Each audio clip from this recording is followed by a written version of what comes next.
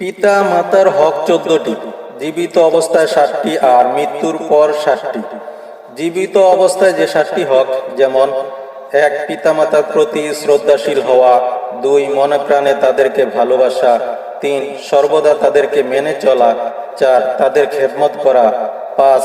তাদের প্রয়োজন পূর্ণ করা, 6. তাদের সব সময় সুখে শান্তিতে রাখার চেষ্টা করা, 7. নিয়মিত তাদের সাথে সাক্ষাৎ ও দেখাশোনা করা।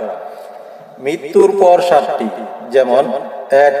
তাদের মাগফিরাতের জন্য দোয়া করা, 2. সওয়াব পৌঁছানো, 3. তাদের সঙ্গী সাথী ও আত্মীয় স্বজনদেরকে সম্মান করা, 4.